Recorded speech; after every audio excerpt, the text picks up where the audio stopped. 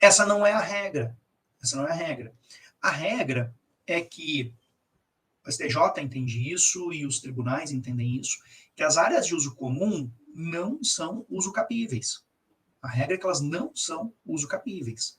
No entanto, a vida precede ao direito, né? A realidade precede a teoria. Então, se de fato ocorreu esse uso com animus domini por esses períodos longos, né, nós temos sim a possibilidade de geração de prescrição aquisitiva sobre a vaga, e ela poderia ser regularizada por meio de matrícula própria a partir da uso capião. Né? Então, isso é um fato, isso é um ponto. E aí surgem os casos, né, os casos inusitados. Então, por exemplo, vou dar um caso para vocês.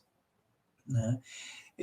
Um determinado imóvel, né, um empreendimento, ele foi construído ao lado de uma praça, e no plano diretor da praça, na entrada da garagem que eles fizeram, estava previsto a possibilidade de uma rua no futuro, que nunca vai acontecer, porque é uma praça consolidada da cidade. Gente, isso acontece de monte, tá? Não pensem que tem muita coisa de plano diretor aí que nunca vai acontecer, né? Mas está lá, né? Então ela tem proibição. E aí os condôminos, sabendo disso, se reorganizaram e redistribuíram, né, os espaços que ficavam embaixo do prédio como espaços, vagas de garagem.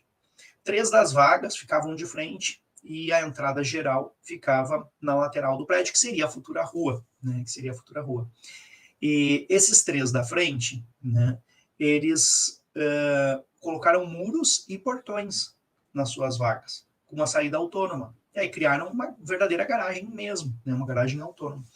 Então, olha só que situação interessante. Um dos adquirentes, né, que nos procurou, quando foi vender, né, foi esclarecido a ele tinha comprado, usou a garagem dele normalmente.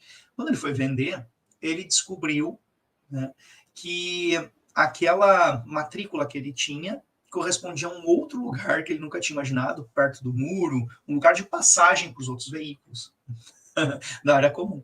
E aquele espaço que ele tinha, que era uma garagem super organizada, né, fechada, com muro, tijolos, portão automático que ele mesmo tinha colocado, né, que aquilo ali, então, era uma ilusão, não existia de verdade.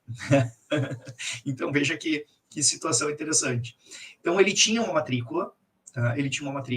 Mas o espaço identificado da matrícula dele, se ele fosse utilizar, bloquearia o acesso aos demais condôminos que tinham se reorganizado, né, em relação a essa circunstância. O prédio ganhou com isso 3 vagas a mais, ele uma vaga melhor, e o proprietário antigo, né, abriu mão, então, daquela passagem. Então, veja só que situação.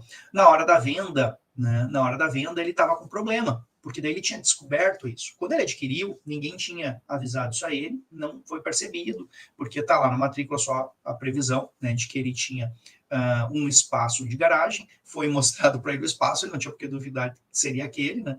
Conversou com vizinhos, conversou com um corretor, enfim, tudo direitinho. Mas na hora de vender ele teve esse problema, e o comprador dele, né, teve esse conhecimento, teve esse cuidado, teve essa percepção, tá? E aí ele foi conversar com a síndica, que era antiga no prédio, e ela explicou que realmente era assim mesmo, e ele ficou sabendo na hora da venda esse fato, né?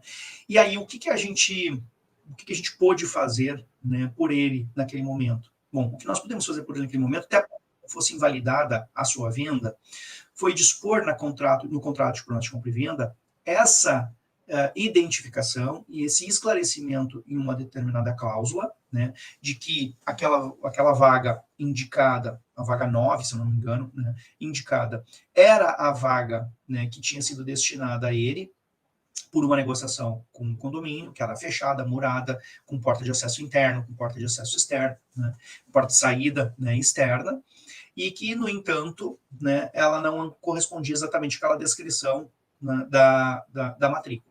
Por que a gente tomou esse cuidado, né, de fazer esse esclarecimento, essa declaração, bem dizer, né, dentro do contrato de promessa de compra e venda? Primeiro lugar, para resguardar o vendedor, boa-fé. Né, resguardar o vendedor, boa-fé. Então a gente comunica, a gente explica a situação de fato. E o comprador toma ciência, e fica registrado que ele tem ciência, né, do caso concreto, e aceita a aquisição, né, neste modelo.